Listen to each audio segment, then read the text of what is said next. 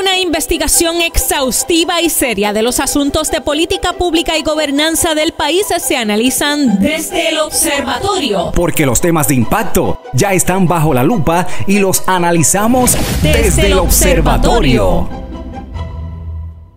Saludos amigos y bienvenidos a Desde el Observatorio, programa del Observatorio de Sociedad, Gobernanza y Políticas Públicas de la Pontificia Universidad Católica de Puerto Rico. Como todos los miércoles, les acompaña su servidor, el doctor Hernán Vera, director del observatorio. En el día de hoy no contamos con nuestra coanfitriona, la doctora Jennifer Castellanos Barreto, quien se encuentra de vacaciones en su natal Bucaramanga, Colombia.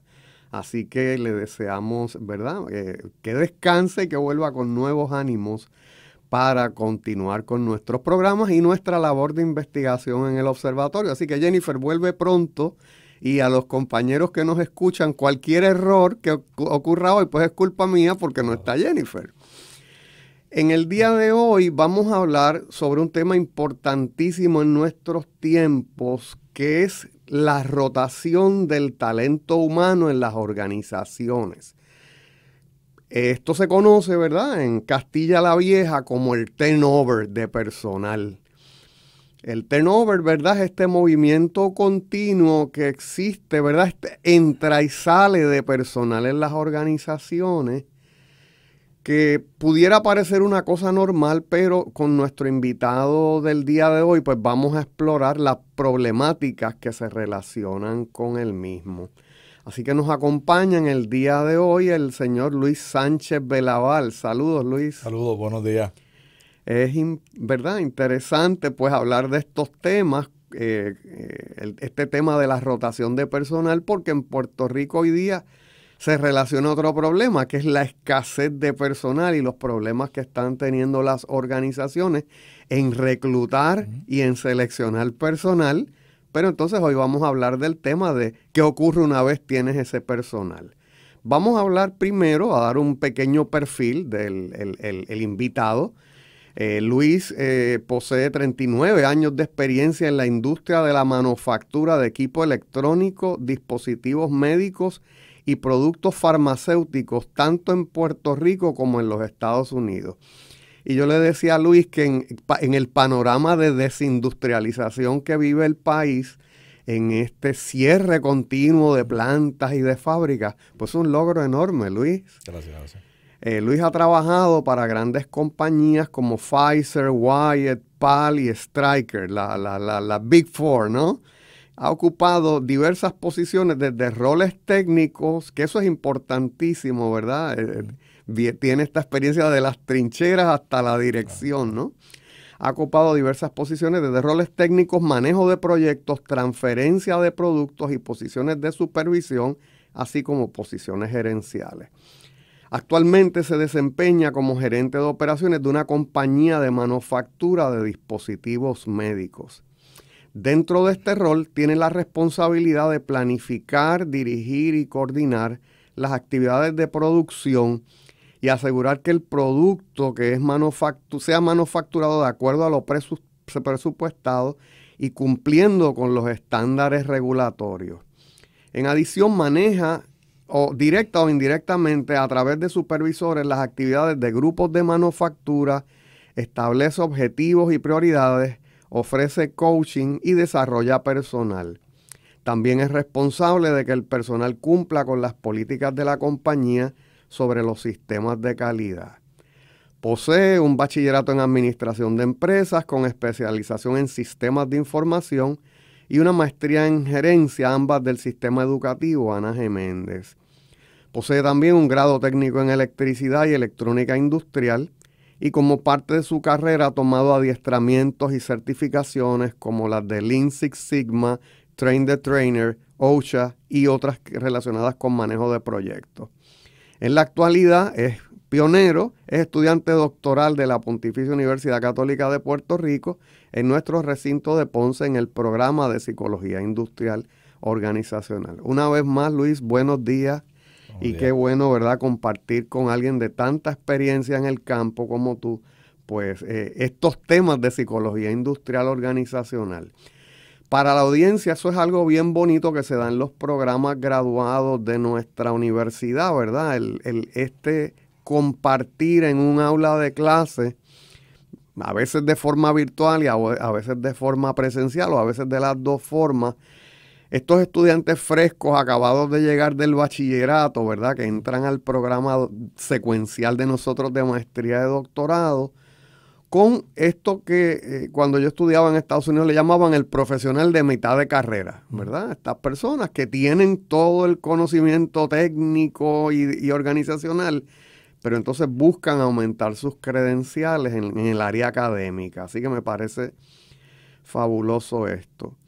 Antes de hacerte alguna pregunta, Luis, vamos a decir que el tema que vamos a tocar hoy se relaciona con otros temas que hemos tratado.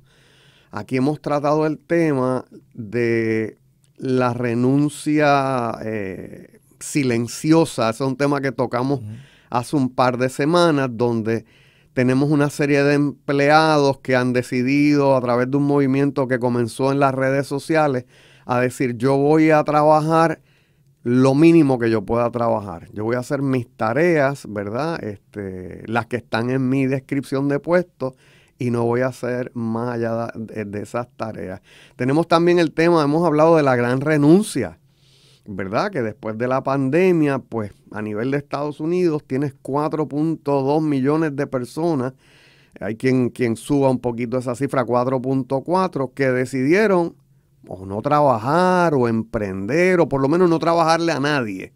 Es un poco, ¿verdad? Quizás es algo temporero, pero es algo que ha ocurrido. Y entonces, pues, hemos querido discutir con usted hoy el tema de la rotación de personal. Así que vamos a, ¿verdad? Y entonces, a la luz de sus experiencias, y queremos tener ese intercambio, seguro. Primeramente, gracias por la invitación. ¿Verdad? Para mí es un placer estar aquí. Así que muchas gracias. Básicamente, como usted lo ha mencionado, lo que es el turnover, ¿verdad? La rotación de personal, es un fenómeno que está impactando todo lo que es las organizaciones hoy día, ¿verdad? Yo uso una frase que quizás está un poco trillada, que es: el mundo ha cambiado, ¿verdad? Vivimos en otro planeta actualmente. Y si vamos años atrás, quizás 30 años, vamos a ver cómo la tecnología ha ido cambiando tan dramáticamente y de forma vertiginosa, ¿verdad? Ha aumentado lo que son las computadoras, los celulares, las redes sociales. Y han sido cambios que han ido impactando, ¿verdad?, lo que es la sociedad y las organizaciones. La inteligencia artificial, que es algo que es nuevo, ¿verdad?, que viene por ahí caminando ya pronto. La globalización, ¿verdad?, que básicamente hacemos negocios a nivel global con mucha facilidad gracias a la tecnología. Las generaciones que tenemos en el área de trabajo, que procesan la información de forma diferente, ven el trabajo de forma diferente. Son retos que están intrínsecos, ¿verdad? Están básicamente como parte de nuestras organizaciones. Sin embargo, para mí el COVID, la pandemia, ha sido un impacto bien dramático en términos de lo que es reclutamiento, retención, lo que es ausentismo. Nadie, yo creo que estaba preparado para esos cambios, nadie estaba preparado para el impacto, primero a nivel de salud, ¿verdad? A nivel de la cantidad de personas que fallecieron, las personas que perdieron su familia, pero a nivel de los impactos que han permanecido y han continuado aún después de la pandemia en las organizaciones, y la rotación de personas es uno de ellos, es uno de los aspectos que continúa impactándonos día a día. Por eso, ¿verdad?, esto es un tema que se habla mucho en las organizaciones, y cuando hacemos benchmarking con otras compañías se habla mucho sobre esto. Eso es, fíjate, importante cuando habla. A mí me llegó esta imagen del día después de una guerra o de un bombardeo, ¿verdad? Que entonces tú estabas encerrado en tu búnker y de momento sales a la superficie a ver qué encuentras. Imagínate eso en las películas, ¿verdad? Correcto. Que todos hemos visto eso en las películas. Y cuando tú lo dices, pues, a pesar de que yo me dedico a estudiar estas cosas, yo creo que no hemos visto la totalidad del impacto, porque la totalidad del impacto es, como gráficamente lo acabo de decir, o sea, saliste al campo a contar quién está, quién no está, en qué condiciones está, ¿verdad? ¿Y qué puedes hacer con lo que tienes? Claro, todo el mundo vio lo que estaba de frente de momento, ¿verdad? En la emergencia, la situación de salud. Sin embargo, Yo le puedo dar un ejemplo de la cadena de suministro que impacta tan grandemente, ¿verdad? Esto es parte de los impactos que tenemos. Hemos podido llamar a un suplidor y decirle, oye, no me has enviado la materia que te pedí, que te ordené.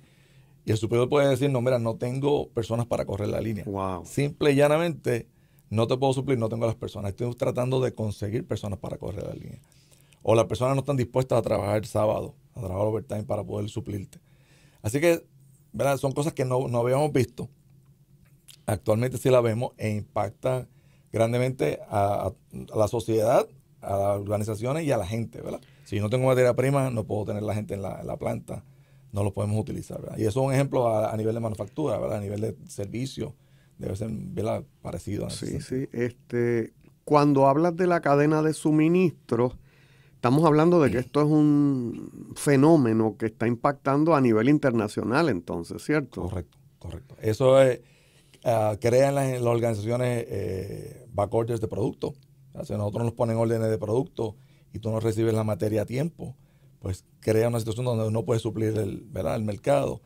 Y es una cadena, ¿verdad? Se sigue complicando más allá. Las personas, si son productos críticos, el cliente no lo recibe a tiempo.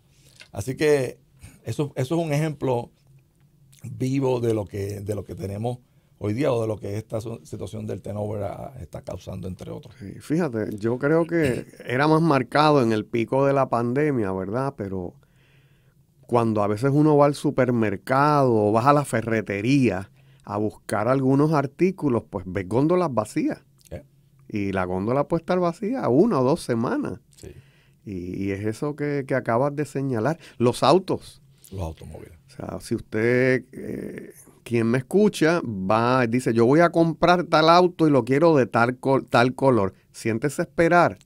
Tienes que ordenarlo probablemente. Lo más probable tenga que ordenarlo. En algún momento en la pandemia, yo fui a comprar un sofá. Y entonces, pues, véndeme ese sofá. Lo puedes ver, pero tarda 3 meses. Claro.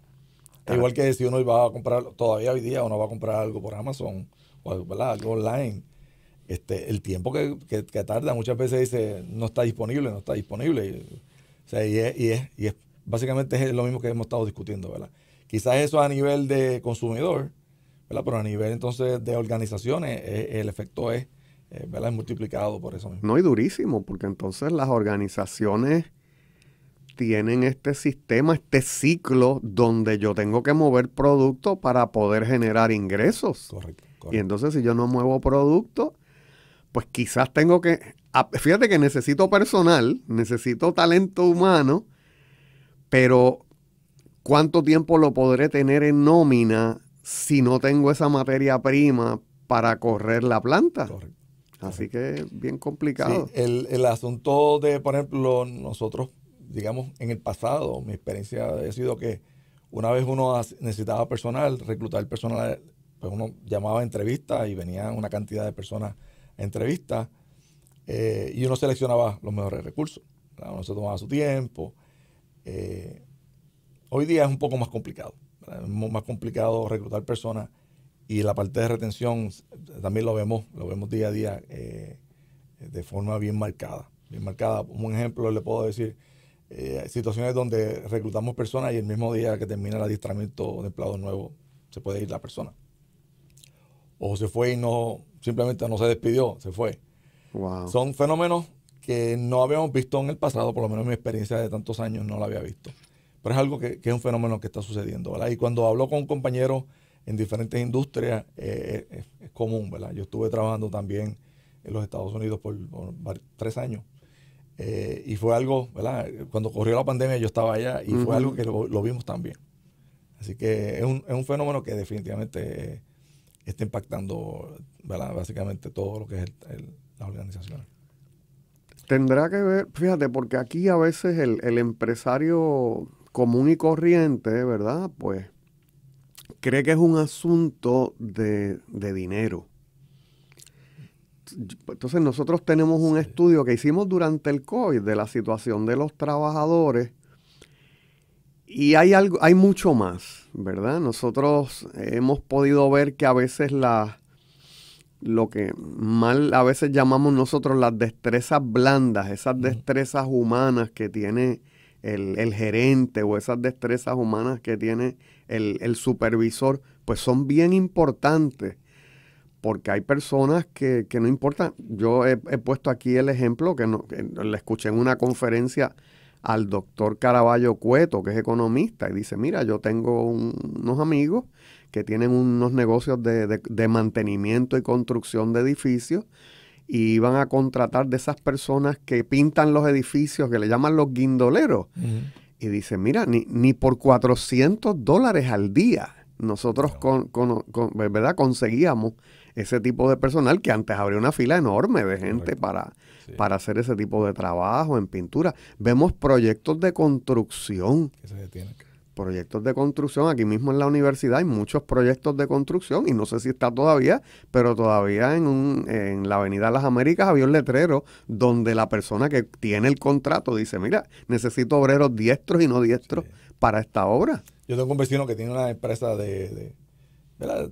Repara techo, una empresa bien exitosa. Y él continuamente me dice, yo no consigo personas, no me importa lo que le pague. Y cuando los consigo es a conveniencia de ellos. El horario que ellos quieren, ellos no trabajan ciertos horarios.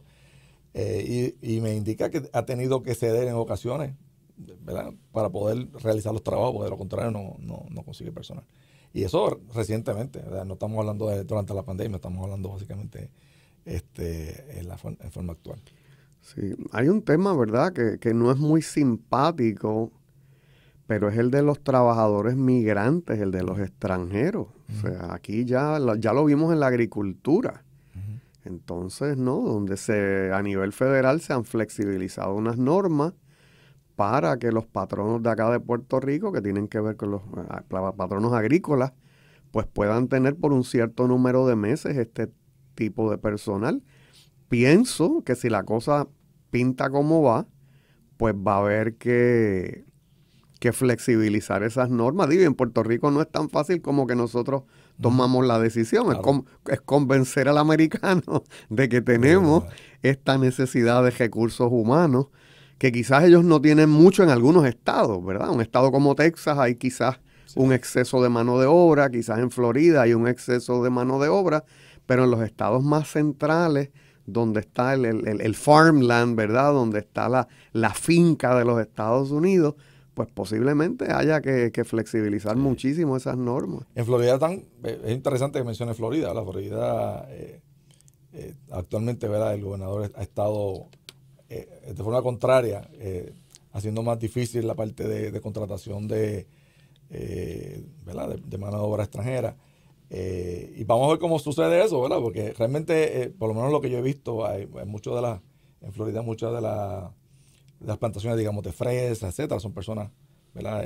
Migrantes que las trabajan, por así decirlo. Claro. Así que, de nuevo, entonces son productos perecederos. O sea, si tú no recoges las chinas y viene una nevada, perdiste las naranjas, o las toronjas, o los melones. Sí, correcto. Así que hacen falta grandes trabajadores, quizás a veces de forma estacional, ¿verdad? Así que estamos viviendo, ¿verdad?, un mundo un poquito complicado en términos de esto. Pienso también en el personal médico, fíjate. Nosotros hemos creado una estructura de reglas, y eso es más difícil de resolver, ¿verdad? Hemos creado una estructura de reglas que tiene que cumplir un profesional para ser médico en el país. Y no solo se nos están yendo, ¿verdad?, los que son de aquí, sino que no están entrando. Entonces pienso cuánto podrá, y en Estados Unidos está ocurriendo en zonas rurales. Ya ha habido que tomar decisiones donde a veces, y usted que viene del área de control de calidad, a veces han tenido que bajar los estándares y un nurse practitioner te receta. Y en estados como Texas incluso, y a una hora de ciudades principales, tú no consigues un médico ni general. Correcto. Te atiendes por un nurse practitioner, y si la cosa es grave, pues entonces vas al hospital. Especialista, correcto. Sí, ¿ves? Entonces eso es algo que en términos, ¿verdad?, de recurso humano, del talento humano, pues tendríamos que ver. Fíjate que con esta rotación de personal, y quizás esto lo podemos tocar en la segunda parte ya para tomarlo con más calma. En el ciclo de recursos humanos típicos, pues yo tengo este recurso humano que puede no tener todos los talentos que yo necesito, pero como hago una planeación de carrera, yo digo, pues esta persona yo la mando a adiestrar, o esta persona yo la voy formando de esta o de aquella forma para que de aquí a 2, 3 años pueda estar en una posición gerencial, o sea productivo en su área, o sea un técnico del caray. Pero si yo cuento, ¿hasta cuándo yo cuento con esta persona? ¿Un mes, 2 meses, un día? Es parte del reto. Un gran reto. Sí. Yo pienso que, ¿verdad? Y quizás podemos abundar un poco más adelante, pero ¿verdad? Usted había mencionado anteriormente el salario. El salario, ¿verdad? Es como una base y los beneficios, pero la parte del desarrollo de la persona, como usted está mencionando, es un aspecto bien importante ¿verdad? Que yo entiendo que cumple su rol dentro de lo que es la retención de personal, ¿verdad? Porque yo creo que la persona se siente motivada, se siente estimada, ¿verdad? Cuando entramos en la parte de desarrollo. Sin embargo, tiene que estar ahí, ¿verdad? Tenemos que buscar la manera de que se sientan cómodos para poder retenerlo y que ese proceso continúe. Sí, yo creo que es importante, ¿verdad? Y volvemos a las llamadas destrezas blandas y volvemos a la psicología industrial organizacional. Es que aquí hemos hablado de que en muchas organizaciones se busca el psicólogo industrial organizacional o el experto en gerencia en algunas ocasiones, cuando ya la cosa el problema está bien grave, ¿verdad? Así que tenemos que practicar la gerencia preventiva, ¿verdad? Yo pienso que es importante, no sé si tenemos tiempo, pero yo pienso que es importante el escuchar a las personas, ¿verdad? Que no sea algo que lo hacemos por algo en específico, sino que tengamos la costumbre, tanto los gerentes como los supervisores, estar cerca de las personas, poder escucharlo, tenerles ese one-on-one, tener comunicaciones continuas con las personas para entenderlo, para saber cuáles son sus necesidades, cuáles son sus ideas. Yo creo que eso es parte de lo que como usted menciona, la parte de la destreza de la gerencia. Pues Luis, ¿qué te parece si hacemos una breve pausa y volvemos en breve desde el observatorio? Desde el observatorio, bajo la lupa, acciones con propuestas. Amigos, volvemos desde el observatorio con el tema del turnover de personal, ¿verdad? Y las implicaciones para nuestras organizaciones. Así que Luis, en el segmento anterior estuvimos, ¿verdad?, hablando de esta situación que se está dando en Puerto Rico y en el mundo, ¿verdad? Has traído un punto bien importante de cómo esta rotación de recursos humanos pues crea unos disloques en la cadena de distribución, que eso a veces nosotros no lo vemos. Y yo creo que todos los ciudadanos tenemos una función que hacer, quizás tratando de convencer a nuestros familiares. Si esto se hiciera en todo el mundo, mira, fulano, o sea, ya es hora que vuelvas al trabajo, ya se acabó la pandemia. No, es que voy a emprender, pues que llevas 2 años tratando de emprender y no arranca el negocio, ¿no? Así que yo creo que hay que combatir un poco esa aversión pospandémica que ha habido al trabajo remunerado, ¿verdad? Al trabajar, vamos a decir, para otra persona. Y por otro lado, las organizaciones pues tienen que hacer unos cambios. Definitivamente. Tienen que hacer unos cambios para hacer más atractivo el trabajo. Nosotros hicimos una investigación, la hicimos, ¿verdad? Desde el pico de la pandemia, desde el primer cierre hasta cuando se empiezan a liberar las cosas ya, ¿verdad? Y encontramos varios fenómenos que se relacionan con lo que estamos tratando. Lo primero es que encontramos en un gran segmento de los empleados intenciones de abandonar su empleo, ¿verdad? Yo estoy en este trabajo, pero estoy con el ojo o el oído, los sentimientos, no me veo de forma permanente en este trabajo que tengo. Claro, por otro lado también encontramos que muchos de los gerentes, ¿verdad? Muchas de las organizaciones fallaban en cosas básicas.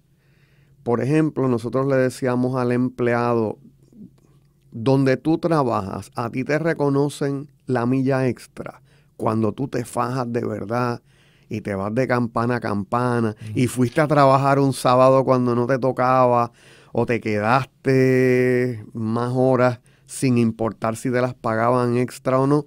Y una gran proporción de los trabajadores nos dijeron, no, yo no sé qué es eso. Se dan premios a las acciones que van más allá de lo común en tu lugar de trabajo. Tampoco.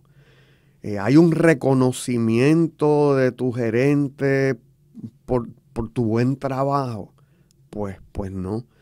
Así que, ¿verdad? Uno se pone a pensar si esto que ha ocurrido a través de la pandemia posiblemente tenga, ¿verdad?, una raíz en la cosa económica. Pero yo digo a veces cuando doy el curso de teoría administrativa, que hace añitos no lo ofrezco, pero yo digo que las mayores satisfacciones, o una de las mayores satisfacciones que tiene el ser humano las tiene en el trabajo, pero también los corajes más grandes los pasa uno en el trabajo, ¿verdad? Así que el trabajo del gerente debe tratar de ser el de aumentar esas satisfacciones y evitar ese mundo del coraje, ¿verdad? Sí, yo abundando un poco en lo que usted menciona, estoy bien de acuerdo. Yo creo que la satisfacción y el engagement, ¿verdad? Cómo las personas se sienten en su trabajo, son factores que sí inciden grandemente en que la persona decida quedarse. Inclusive yo veo, ¿verdad? Algo que usted mencionó es que las personas estaban pensando en irse, ¿verdad? Hay un porcentaje bien alto de personas que inclusive hasta sin trabajo deciden irse, ¿verdad? Claro. Porque a veces cuando se hacen una pregunta, cuando están haciendo el exit interview, te lo mencionan así, no tengo otro trabajo, simplemente, ¿verdad? Así que es bien importante, como usted menciona, la parte de reconocimiento, que la organización tenga un programa formal de reconocimiento. ¿Por qué? Porque el reconocimiento del día a día sí es importante, que diga gracias por haberte quedado, gracias por trabajar la milla extra. Pero que haya algo quizás también informal, es una forma de asegurarse de que ese proceso, ¿verdad?, se dé constantemente. La parte de retroalimentación, la parte de desarrollo, ¿verdad? Como ya me mencioné anteriormente, ver a estas personas que dan la milla extra, estas personas que tienen capacidades, que tienen interés en desarrollarse. Vamos a ver cómo le creamos una carrera dentro de nuestra organización, porque eso estimula a la persona a permanecer en la organización. Y muchas organizaciones, estoy de acuerdo, que fallan en eso, ¿verdad? Se van a los viejos estilos, las culturas no es cultura donde ve el capital humano como algo bien importante. Y quizás si usted tenga una organización que tiene 10 empleados, pues es una cosa. Si usted tiene una organización que tiene 1,000 empleados, 2,000 empleados, eso es más crítico aún, ¿verdad? El tener programas formales de cómo reconocer a las personas, cómo desarrollarlo, cómo entender sus necesidades, flexibilizar. Eso es algo que yo he visto en un tiempo para acá, donde antes había unas reglas, las reglas siguen existiendo, pero la empatía tiene que estar ahí, ¿verdad? Hay situaciones donde tienen a los niños en la casa, son cuidadores, etcétera, y el patrono hoy día tiene que buscar la manera de ayudar al empleado. De lo contrario, el empleado se va a ir, ¿verdad? Eso es lo que yo he visto. Fíjate, traes el punto yo digo que ese es el capítulo olvidado de la gestión de recursos humanos, ¿verdad? Yo creo que ese capítulo del libro mucha gente lo votó, sí, que es el de planeación de carrera. Fíjate, nosotros hicimos un estudio de los trabajadores recogimos los datos en el 19 y lo presentamos en el 2020. Así que terminamos ese y tuvimos que empezar otro porque los resultados, nos vino la pandemia encima. Pero fíjate, en ese estudio del 2020, nosotros encontramos que los trabajadores se percibían como en un dead-end job. Es decir, yo me veo en 20 años haciendo lo mismo, en el mismo sitio y por el mismo salario. Y a mí me parece que eso es mortal para la persona que se piense a sí misma, porque hay otro tipo de gente, ¿verdad?, que tienen en la jerarquía de Maslow son más básicos, ¿verdad? Claro. Y pues yo me satisfago por el salario. Y si tiene un salario adecuado, pues se queda. Pero hay otra serie de personas que tienen ideas, que tienen sueños, que tienen metas más altas Y si tú los tienes en un tipo de trabajo donde la persona cuando hace una introspección lo que dice es, mira, yo me veo cuando tenga la edad de papi o de mami, aquí metido, trabajando por lo mismo. Sí. Un aspecto que para mí es bien importante, y por experiencia lo he visto. Yo he visto en personas jóvenes, personas que quieren progresar, he visto el hambre, he visto el talento. Y es cuestión de muchas veces darle la oportunidad, darle el apoyo, y sorprenden a uno lo bien que hacen el trabajo, ¿verdad? Pero si uno no le da esa oportunidad, si uno no trata de darle empujoncito, lo lleva, pues lamentablemente, como usted menciona, la persona se va a quedar, ¿verdad?, haciendo lo que está haciendo. Yo algo que quiero mencionar, yo una experiencia que lo digo donde quiera que me paro. A mí me encantan las clases que estoy tomando, ¿verdad? Mucha gente joven y mucha gente con tanto talento, ¿verdad? Cuando uno los escucha, no solamente la parte tecnológica, sino la parte de profesionalismo, ¿verdad? Y ese es talento que uno está viendo que va a ir a las organizaciones, si no es que están ya en las organizaciones. Y es importante que la gerencia de donde esas personas vayan a trabajar vean ese talento y lo desarrollen. De lo contrario, vamos a acabar en lo mismo, ¿verdad? Van a acabar probablemente moviéndose de una organización a la otra sin echar raíces. Y es bien costoso, ¿verdad? Y yo creo que lo mencioné ahorita, la parte esta de reclutamiento y readiestramiento. Cada vez que uno tiene que reclutar y adiestrar a una nueva persona, pierde productividad, pierde el output en términos ¿verdad?, de lo que se hace en el servicio o el bien que se genere. Así que las organizaciones, los gerenciales deben empezar a mirar con mucho más detalle recursos humanos, la utilización de psicólogos industriales. Yo creo que es un área que tiene mucho campo. En las organizaciones no se utilizan tanto como yo entiendo que se debería, ¿verdad? Quizás tener una persona que pueda hacer estudios de caso, pueda ir al piso, claro, entender bien qué es lo que está sucediendo en el piso, usar las herramientas correctas. Si uno hace una encuesta y la encuesta no es la correcta, los resultados que le va a dar a uno quizás no son los más adecuados para no trabajar. Así que más o menos. Fíjate, traes un punto interesantísimo del costo y en el área de la manufactura. Son conceptos que me llevan a cuando yo hacía el doctorado. Está este concepto que le llaman la curva de aprendizaje, el learning curve, ¿verdad? Así que yo tengo un obrero y el primer día que ese obrero está trabajando, mete la pata todas las veces. Correcto. Entonces yo no puedo esperar la producción más alta de ese trabajador los primeros días, las primeras semanas, quizás los primeros meses. Entonces yo tengo que tener un proceso, la organización tiene que tener un proceso que cuando esa persona, una vez logre ese pico en la curva de aprendizaje, es decir, que haga esas destrezas de forma óptima, no lo vayas a perder. Correcto. Y usted está hablando de una persona. Claro. Por ejemplo, si yo le digo a usted una línea de manufactura que tiene 20 personas y la persona tiene que aprender las 20 estaciones. Wow. No es una, ¿verdad? Hay compañías que tienen mucha automatización, hay compañías que procesos son más manuales. Okay. Y la persona tiene que pasar por cada una de las estaciones. El proceso puede tomar meses en aprenderse. Pues mira, eso era un punto y que si yo usted no me pierde acordaba, uno, sí, es una cosa. Si usted pierde 5 personas, sigue complicando más, ¿verdad? Exponencialmente el impacto es mayor. Así que la retención de las personas cada día está siendo un aspecto que debe ser sumamente prioritario para cualquier organización. Y como le menciono, esta persona aprendió esto, le tomó una semana, vamos a moverle a esta otra estación. Y cuando viene a ver, la persona experta le tomó meses probablemente en ser experto en él. Si pierde un experto, pierde una persona bien, ¿verdad? Y eso impacta tanto la métrica como de productividad, la de output, la de calidad, ¿verdad? La parte de calidad, porque el producto tiene que hacerse adecuadamente. Claro. La parte de seguridad, hay factores ergonómicos, hay un montón de factores que se tienen que mirar a nivel organizacional, que se tienen que tomar en consideración. Estamos hablando específicamente de la manufactura, ¿verdad? Sí. Podemos irnos a otro servicio.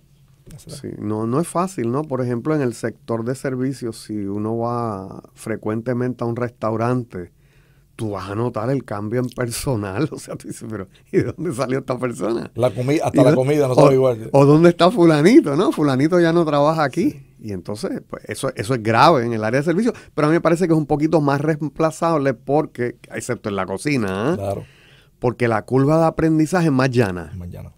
¿Verdad? Pero cuando estamos hablando de unas destrezas manuales que o intelectuales que te toma semanas, meses, años en desarrollar, pues tenemos que evitar la rotación de recursos humanos. Y vuelvo al tema de que quizás la planeación de carrera, los estilos de supervisión, el liderazgo que se ejerce en la organización, pues son súper importantes. Definitivo, definitivo. Así que son temas que hay que trabajar.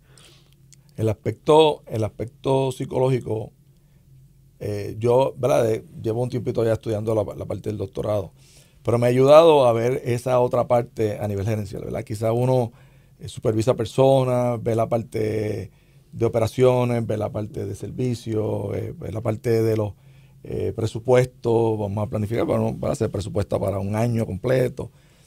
Pero cuando uno empieza a mirar la parte psicológica y a ver las teorías y entender cómo funciona, ¿verdad?, el aspecto humano con más profundidad, porque obviamente uno pues, siempre lo tiene, ¿verdad?, y lo aprende. Uno le empieza a dar más importancia a esa parte, ¿verdad? La parte de cómo se siente la persona, de ser empático, de cómo entenderlo, de cómo escucharlo. Y es algo que definitivamente yo creo que la parte de la gerencia, al igual que la alta gerencia cuando toma decisiones, ¿verdad? Porque está la gerencia media, está el supervisor, que es el que está en el piso, está la alta gerencia. Y eso pasa en todas las organizaciones. A veces la alta gerencia no sabe lo que necesariamente, cuáles son las necesidades de, ¿verdad? Están quizás viendo libros, quizás están viendo los números, estadísticas, métricas, pero no necesariamente están viendo a las personas. Yo creo que eso es algo que es importante. Algo que a mí me recuerda, que me gustaba muchísimo, era cuando nosotros hacíamos equipos o fixtures para usarse en la línea de manufactura, cómo involucrábamos al operador desde el principio, en el diseño. Le traíamos un ejemplo y la persona lo probaba, le decía, no me gusta así, pon los botones más arriba, pon los botones más abajo. Y eso hacía que la persona se sintiera mucho más parte del proceso. Y al final del día, cuando le poníamos la máquina final y validada, la persona estaba contenta. ¿Ves? Y eso es un ejemplo de las cosas que tenemos que volver. Tenemos que volver a ese. Es súper importante. Fíjate, nosotros aquí desde el observatorio, en el área ya quizás más política de la cosa, proponemos la participación de las personas en los procesos. Claro. Y como tú lo sabes por tu doctorado, pues los japoneses son muy dados a eso. La gerencia japonesa no es tan bonita como a veces los libros la plantean, pero si algo bueno tiene es ese tema de los teams y este tema de los círculos de calidad, claro, ¿verdad? Donde, por ejemplo, está documentado en varios libros. ¿Tú te acuerdas en la época cuando la gasolina aumentó muchísimo de precio? Pues había un problema de calidad, que es que en los estadounidenses no sabían hacer un carro pequeño y eficiente. Todavía yo creo que no lo saben. Pero estoy de acuerdo. Pero, entonces, ¿qué hicieron? Pues compraron automóviles japoneses. Le hacían rebatch. Y sí, los desmontaban, hacían reverse engineering. ¿Qué tiene esto? Pues una cosa que encontraron, oye, la gente que diseña estos autos se tuvo que poner de acuerdo, porque vemos una sincronía perfecta entre ese motor y esa transmisión. Un indicador de eso es que todavía hoy día, con una llave de 10 milímetros, tú casi desmontas un automóvil japonés. Entonces, ¿qué tornillo tú necesitas? ¿El de 10 milímetros? ¿Y qué tuerca tú necesitas? La de 10 milímetros. No necesitas bins y bins y bins de tornillos y tuerca, que si 3/16, que si 4/8, ¿verdad? El sistema Toyota se usa mucho en la industria, la parte de Lean Manufacturing, claro, precisamente por eso, ¿verdad? Ellos son bien eficientes en sus procesos de inventario, de cómo manejan su material, la calidad. Yo trabajo en varias industrias donde hay líneas dedicadas para Japón. Wow. ¿Okay? Líneas donde tenían que poner inspectores extras o procesos adicionales para asegurarse de que ese producto, la calidad sea prácticamente perfecta. ¿Okay? Diferente de otras, ¿verdad? No era que el otro producto fuera malo, pero detalles, por ejemplo, estéticos, por así decirlo, el logo, todo tenía que ser absolutamente perfecto. Así que esos estándares eran mucho más altos que para el resto de los consumidores. Así que eso, ¿verdad?, aboga, claro, lo que usted está mencionando, sí, que sí, por qué los carros ¿verdad? Automóviles, digamos, los Toyota, ¿verdad? Son de una calidad bien alta. Y es precisamente por eso, ¿verdad? Esa parte cultural que ellos han creado, han mantenido. Y como menciono, muchas industrias utilizan lo que es el Lean Manufacturing para sus procesos. Reducción de inventario, reducción ¿verdad? De movimientos en las áreas, sistemas de Kanban. Hay un montón de sistemas que se utilizan que ellos los propusieron inicialmente, que funcionan. Funcionan y le dan eficiencia a las organizaciones. Fíjate, yendo al otro lado de la ecuación, por ejemplo, China es reconocido en el mundo por una manufactura floja. Pero, hay muchas compañías estadounidenses y de otras partes del mundo que manufacturan en China con bastante buena calidad. ¿Por qué? Porque han instaurado sistemas de controles de calidad.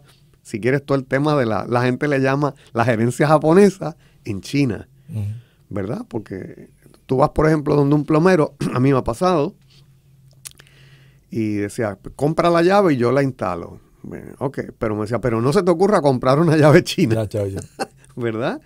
Pero realmente se puede comprar una llave china si, por ejemplo, tiene una certificación ISO, o si tiene una serie de certificaciones, ¿verdad? Que la compañía tiene unos estándares de calidad a nivel mundial. Correcto.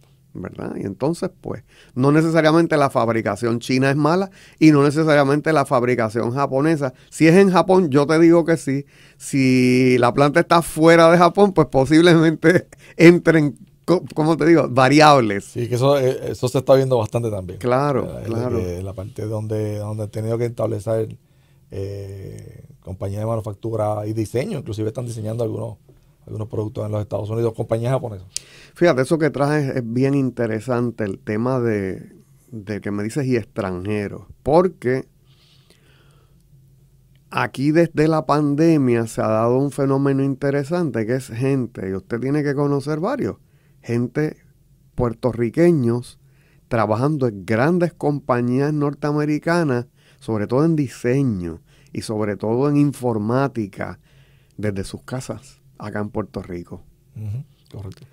Sí, la parte de trabajo remoto, ¿verdad? Como hemos mencionado, es cada día más real y funciona muy bien. Ahora mismo, por ejemplo, uno puede tener, digamos, departamentos completos en otros países. Digamos, el departamento de recursos humanos lo tenemos en Costa Rica, por así decirlo, ¿verdad? Interactuamos diariamente, pero ellos son los que manejan toda la parte de recursos humanos. La parte, porque la tecnología no los permite. Claro. O el departamento de compras está en otro país, ¿verdad? Donde centralizamos todo. Y así eso es un fenómeno que es real, ¿verdad? Y como yo mencioné anteriormente, todos esos avances tecnológicos nos han permitido esa parte de globalizar los sistemas. La misma compañía en diferentes partes del mundo, donde más le convenga, donde mejor salga. Y es eficiente, definitivamente es eficiente. A veces el expertise, digamos, por ejemplo, India tiene muchas personas con un gran expertise en lo que son los sistemas de informática. Y muchas veces los expertos que se utilizan son de allá, de India. Sí, casi toda la manufactura que hubo un problema con eso en la pandemia, de pastillas y asuntos médicos, ¿no? Se hace en India o China. Luis, en 30 segundos que nos quedan, ¿nos señalas algunos pensamientos sobre cómo mejorar o evitar esta rotación de personal? Claro. Sí, yo pienso que la organización, sea grande, pequeña, sea de servicio, de manufactura, porque esto afecta a todas las organizaciones, deben tener una estrategia, ¿verdad? Y deben tratar de entender bien qué está sucediendo con sus empleados y evitar el turnover, ¿verdad? ¿De qué manera? Poniendo planes específicos, acercándose a ellos, quizás comunicándose directamente con las personas, haciendo encuestas, utilizando expertos, ¿verdad? Para entender bien cuáles son las necesidades de las personas que trabajan han cambiado y los intereses también. Así que es importante que los miremos, ¿verdad? Inclusive la parte generacional está ahí bien, ¿verdad? Bien involucrada. Así que yo creo que a nivel de top management, ¿verdad? De la gerencia alta hacia abajo, las organizaciones deben empezar a mirar con más detalle. No hacer quick fix, no tratar de poner curitas aquí y allá, sino hacer un análisis serio de lo que se necesita hacer para poder resolver el problema. Pues le damos las gracias al señor Luis Sánchez Belaval por haber compartido sus experiencias, ¿verdad? Gracias. Y sus conocimientos en cuanto al tema de la rotación de personal o el turnover. Los invitamos a seguirnos en las redes sociales, ¿verdad? Pueden buscar este programa en las plataformas de podcast como Spotify y pueden entonces sintonizarnos el lunes siguiente en Desde el Observatorio.